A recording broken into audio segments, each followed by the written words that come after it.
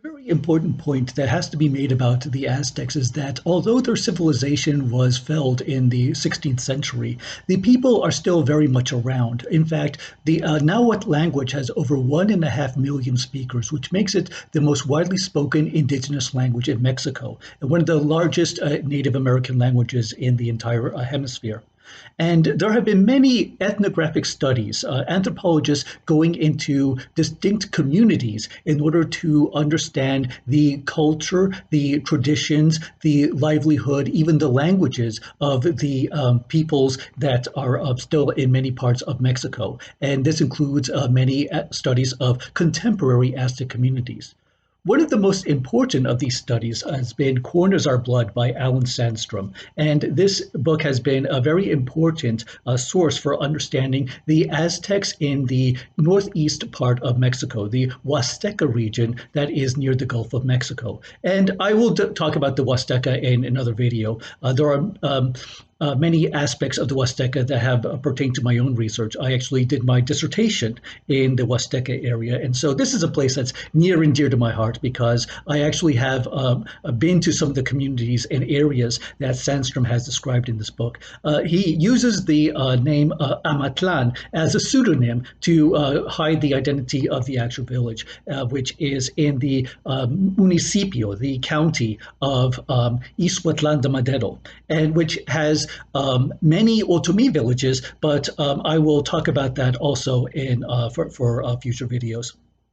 At least for now, I bring this one up because while the book is itself a full monograph, a comprehensive look at the culture, the practices, the society of the community of Amatlan, there are many sections that are dedicated specifically to the ritual and magical practices. And I wanted to highlight two particular examples that I thought were really interesting. This is an illustration of the kinds of oracles that could be performed by casting corn. This is a very old oracular practice that goes back to the ancient Aztec and Maya periods, where by casting grain, you could know something about the world beyond your conventional sight. And here are some images that could indicate possible readings for the ways in which grains could be scattered and clumped and then read to indicate a particular kind of sign. Here again is a way in which the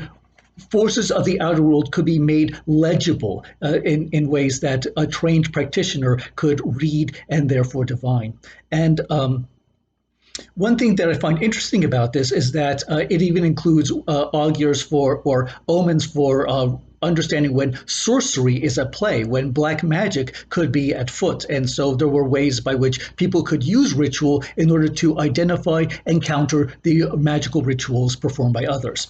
Another interesting part of this book, there is a substantial section of this book that is dedicated to the paper cut figurines, the gods and the spirits that populate the rural world of the Aztecs in this part of Mexico. And the paper figurines are a really fascinating tradition that is also another video topic because I have so much material on the subject from both my own fieldwork and also other aspects of my research. And here are some examples of the spiritual beings such as the fire, the mermaid, the stars, the sun, the forces of the underworld that could be personified, that could be anthropomorphized, made to look like human forms. And this is a very important part of the ritual practices. These figures are then used to placate the spirits that they represent. And so through ritual offerings, chicken sacrifices, egg scatterings, casting beer and coffee and bread, very elaborate rituals that are involved in appealing to these forces in order to make things right in the world, to restore health, to bring rain, to